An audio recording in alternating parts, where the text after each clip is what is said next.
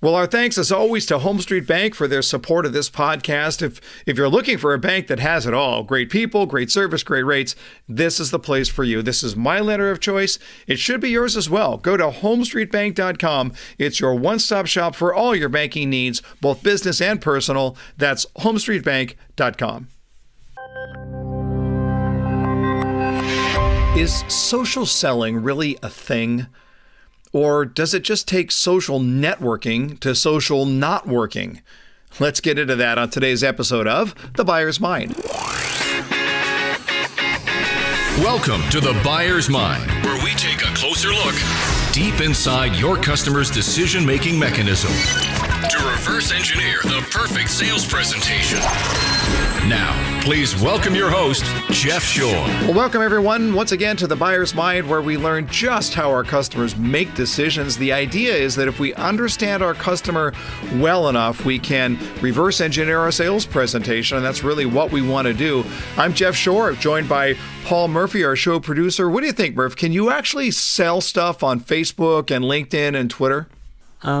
I struggle with it because I think social media is about being social, connecting with people and having good conversations. And so when you start to sell me on things, it takes me out of wanting to be social with you. Yeah, I think that's absolutely right. When we think about social selling, too many times we think way too much about selling and not nearly enough about the social. And if we just simply take the lessons that we learn in our social environment, it seems to me we would be much better off on our presence on social media, don't you think? I want people to be social, and even if you're a salesperson, at least should talk to me and ask me about who I am, right? Well, listen, a big part of the sales process itself is about building relationships. And I think every sales trainer and every sales manager since ever agrees with that principle. And there is no reason why we cannot begin that relationship online. I mean, after all, this is where our customer is hanging out. Why would we not want to begin that relationship online? I think the question that we're stuck with here is, what does that relationship look like? And I've got a hint for you, listener. If it's perceived as being obnoxious or needy or manipulative, it's not going to be much of a relationship. It wouldn't be that much of a relationship in everyday life. It's not going to be much of a relationship when we're thinking about our social presence. So that rolls right into our quote of the day from today's guest, Erik Qualman. People don't like us because we're perfect. They like us because we care.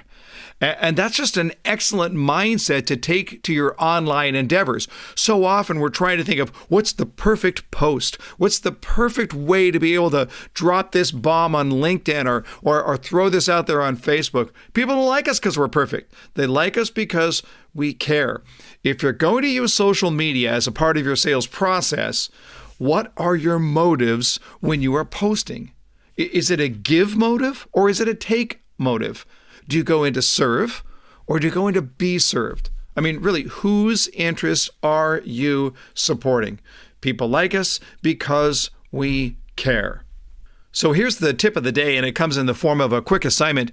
Go to your Facebook feed and then go to your LinkedIn page and then just spend a few minutes scrolling through and asking yourself the question, what was valuable to me? If you just scroll really, really quickly and then ask, what was valuable to me, find the commonalities of the things that you found valuable. I scrolled my LinkedIn page and found that about 50% of the feed was sales, people trying to sell me something, and 50% was content. Now, here's the problem. I'm being generous with what I call content. It just was not that helpful.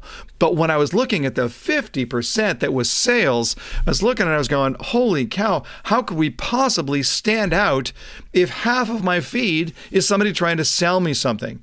So I want to encourage you to find and share stuff that really means something, not to you, but to your customers. Don't think like you. Think like them. All right. Well, as promised, joined by Erik Qualman. I first met Erik. He and I were speaking at the same event for a common client. I was just immediately impressed with his message, with his style. He is a speaker, author, consultant, and as he says, a disruptive storyteller. We'll ask him about that.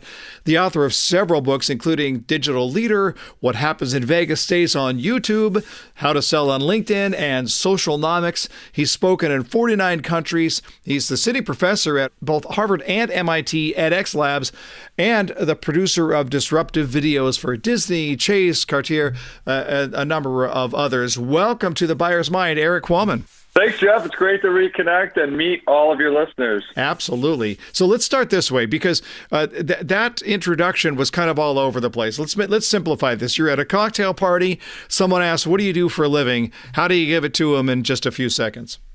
Yeah, our mission at Qualman Studios is to entertain, educate, and empower people to achieve their best life. Well, there you go. You've thought this through. Clearly, I like it. All right.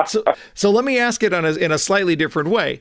If you were most unfortunately hit by a train today, what would you want people saying about you tomorrow? That we help them achieve their best life. And so that's why we've got at Qualman Studios, it's really the 4 Ps. We have performances, that's me on stage, that's how we connected. We also have other speakers in case I'm booked, but those are live performances. We have production, that's the video side of the house, so it's animation, cinematography, like you mentioned. We do work for Disney, Cartier, Montblanc, all these big brands and small businesses to help them with movies. We have partnerships that range from the NCAA to Sleep Number to the FBI.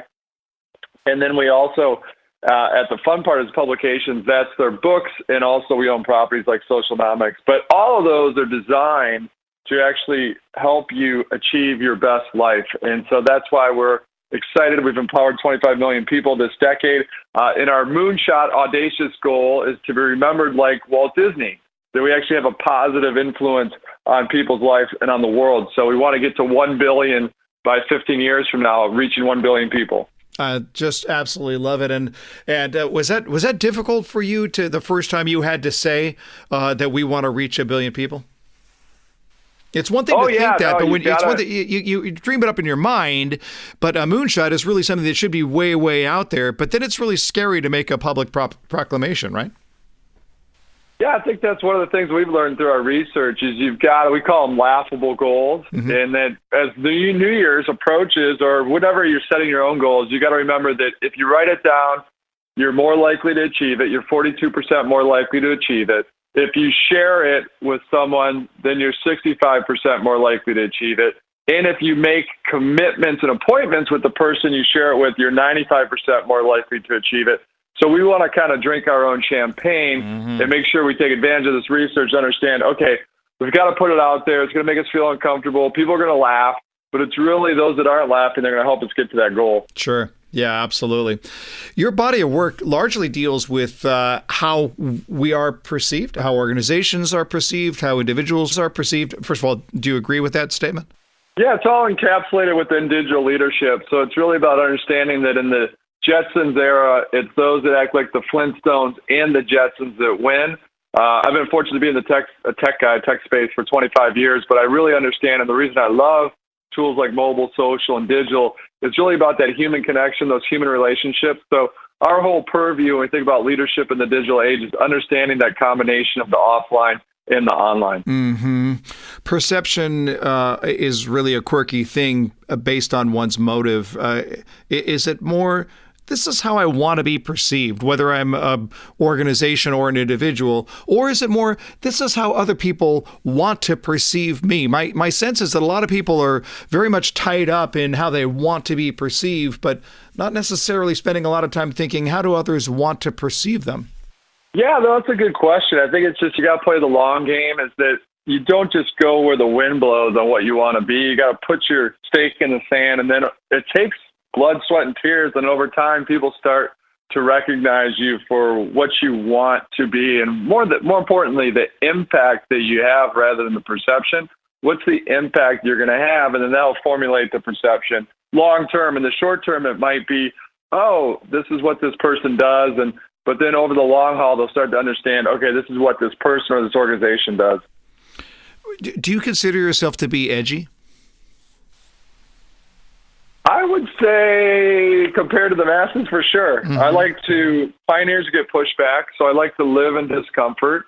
It's not why I wear, your listeners that know me, the reason I wear bright green glasses isn't to put myself into discomfort. It's just been a byproduct. It's a whole different story on why I started wearing those. But one thing that's taught me is to live in discomfort, that people are looking at you strangely. And what that does, and I really implore everyone out there to live in discomfort. I'm not saying everyone go out and wear green glasses. It might be that next time you're at the coffee shop at the front of the line, it's actually ask for a 10% discount, is that most of us, including myself, don't, by our basis, want to live in discomfort. So by training yourself to live in discomfort, and this goes way back to the times of Marcus Aurelius and Stoicism, if you want to get into it, is that if you train yourself to live in discomfort, then making decisions become much easier when it's an uncomfortable decision make. It's interesting. Just last week we had on the show Dr. Mark Schoen. He wrote a book called Your Survival Instinct is Killing You. And one of the things that he suggested was if you want to build that discomfort muscle a little bit, just go ask people on the street that you don't know. Just go up to them and just ask them for $100. And you know they're going to say no, but the key was to look at it and say, train yourself to do uncomfortable things, and then notice something. You don't die or anything. Right. And so it's how do you try leaving your cell phone at home when you go to the grocery store next time, just to prove to yourself that you can do it. It's interesting how we have become so attached to our desire for comfort that sometimes all you have to do is put on a pair of green glasses to be seen as radically edgy. That's a good point. I mean, it's one of those things to where if you're comfortable, you should be uncomfortable. Mm-hmm. Meaning that pioneers are going to get pushback. It's part of the process. Yeah. That if you're not getting pushback, you're probably not pioneering. So I love that the doctor mentioned walking up to ask for $100 on the street. Mm-hmm. Other people, as I mentioned, it might be the coffee example I gave you, yep. Or it could be to the aspect of this week, I'm just going to eat bread and water to show if I have nothing, that it's okay. This is not bad. So then it allows you to kind of take that bigger leap of faith out there and really go for it. When you're working with your clients, they might look at it and say, hey, you know what? You guys are edgy. We want to be edgy too. At what point does edgy become risky? Whenever you're too far ahead of your market. So I always say that make sure that you're ahead of your competition, but never ahead of your market. Don't be edgy for the sake of being edgy. Just because everyone's on Snapchat that's 13 to 21, that doesn't mean you need to be on Snapchat. If you're selling leaf blowers to a market that doesn't use Snapchat, it's important for you to not be too far ahead of your market. So don't be edgy for the sake of being edgy. When you talked about the 4 commandments of social selling, I talked a little about the origin of that. You had to look at it and say, actually, before we get into your 4 commandments, let's just talk about social selling in general. There are people who are going to look at it and say social selling doesn't really exist. There's a social presence, there's social awareness, but there's really no such thing as social selling. What is your take on the very phrase social selling? Well, to me, it's just relationship. So I get excited not because social media or social selling is tech, even though I'm a tech guy. It gets back to relationships. And so the analogy I like to use is that all of us in the offline world understand if we go to a cocktail party, you do not walk up to 5 people and immediately that are enjoying their conversation that you don't know, that are laughing, and go, excuse me, can I interrupt you for a couple of minutes and tell you why I'm great and tell you what I'm going to sell to you? None of us would do that, hopefully, in that situation. But online, we do that all the time because there's no barrier. So it's just we're putting it out there and it doesn't work. I've tried it. We've done it with a lot of clients and customers. Does not work. And so when we think about that, it's really, I like to remove the word selling. It's just really about relationships. It's really about that social building. If you're in service, you're never nervous. And so if you always take the approach of how I'm going to add value, and know this is going to be possibly, I call it long-term playing, but in short windows, that you don't ask for something right away. You're providing value in a short window, then long-term you're going to get that eventual relationship and eventual sale. All right. So if you're in service, you're never nervous. I'm pretty sure that'll be a Jeff Shore original by next Thursday. There you go. And I guess that would be why when you talk about your commandments of social selling, you talk about the idea that listen first, sell last. Well, it makes perfect sense in your description here because that's relational. That's really what it is. It's no different than any other relationship you would want, right? Yeah, exactly. It's listen. The four tenets are really, it's a circle. If you can imagine this as a viewer in your mind and a listener in your mind, it's listen, interact, react, and then sell. So it's listen first, sell last. So listen, interact, react, and then sell. Listen, what are people saying about my product, service, or about the market that I'm in? But it's about interacting. It's joining that conversation, providing value, and then reacting. The first two, a lot of people do well. And then the third one is you don't react in a way that's going to provide value. That if someone's saying this is my cause of pain or this is my opportunity, are you providing that solution to that person? And then the last piece is then that selling occurs. The beautiful thing is if you do this right, this is where it gets excited about social selling and so social amplification. Word of mouth is on digital steroids, or word of mouth goes world of mouth. Is that if you think about that circle, the reason it's a circle is because your client or customer, depending on if you're B2C or B2B, is going to do the exact same thing. They're going to listen. What can this product or service do for me? They're going to then interact with it. They're going to use it, hopefully. Interact, use it. Then they're going to react. Was it a good experience or a bad experience? Then based on that reaction, the major shift, so everything I talked about really existed on the customer client side for the last hundreds of years, is the major shift is now they'll sell for or against you. So as a salesperson, you've got to think that through, is that if you do things well through social selling, not only will you get that particular sale, but more importantly, that customer, that client becomes your best salesperson, your best customer. And again, what's not new is that word of mouth always brought your best customers. What is new is now that word of mouth is on digital steroids, or it's at scale. Before it didn't have that scale, but because of social, mobile, digital, now it has that scale. Mm-hmm. Let's talk about digital sales and marketing, and specifically around the topic of video. Obviously, you are a master of video. This is what your organization does. And yet what we've found here is that the proliferation of easy-to-use, very intuitive user interface allows us to be able to produce pretty darn slick videos. Are you surprised that video marketing has not still become a staple of most salespeople? I'm surprised and not surprised. So it is easier than ever before to produce it. Yet when we want to go for the utmost quality, it still takes a little bit more time than you'd want to. That being said, I'm a big fan of going out there and just doing it. It doesn't have to be perfect. So get something out there that provides value. So one example that I use is, this relates to sales. You kind of have to use the thread. But one example that I use is there's a bike light that I have on my bike. And I had to change the battery, but I really had no idea I thought I knew how to change the battery, but since I have little kids, when I was using force, it wasn't working. I knew that force wasn't the answer. I was going to break the thing. So what do? Like a lot of people, I go online and I Google it. And of course, I'd rather watch a 30-second video on how to do this. Sure enough, it's got a video. It was what I thought it was, just use a quarter. And it was as simple as I thought it was. But fortunately, I didn't feel too stupid because there's 12,000 other people that had viewed this video. Right. Now, the reason I'm talking about this is because the video was not very polished. Mm-hmm. It was shot in a parking lot. It was obviously a customer service rep or a sales rep that had filmed it. You know, they had total sleeve of tattoos. They're talking in a monotone voice. Yeah. Terribly lit. Not what marketing would have drawn up to film, but very, very helpful. So it told me that that organization had empowered that sales rep or that customer service rep to say, hey, if you start getting the same question, provide value, feel free to go out and shoot this video because it's going to help so many people. Now, in time, hopefully we polish that video. Right. But for now, as long as we're providing value. So they got 12,000 views. It helped me tremendously.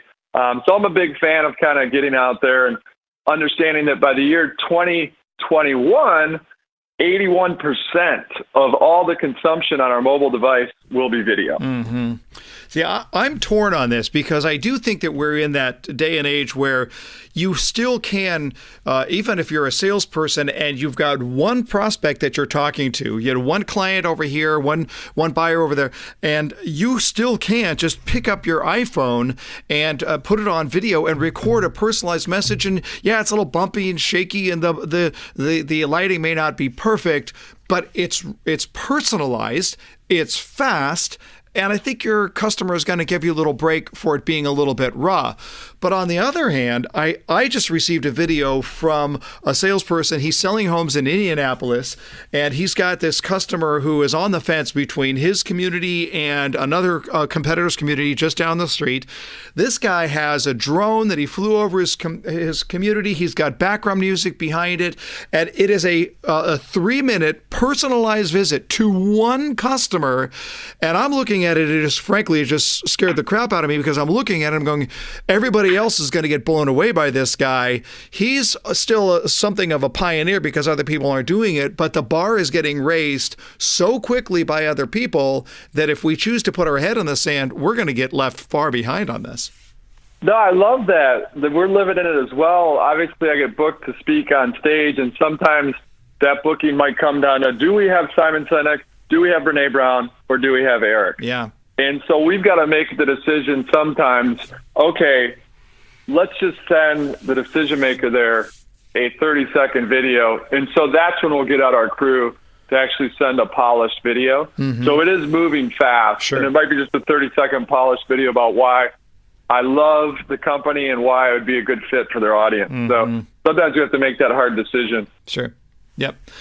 We have just a few minutes left. Let's talk about the young buyer. You have some amazing little tidbits of information here. The idea that today's college students have never licked a postage stamp, that more people own a mobile device than own a toothbrush out there right now. And I love this one. 53%, this is your statistic here, 53% of millennials would rather lose their sense of smell than lose their smartphone.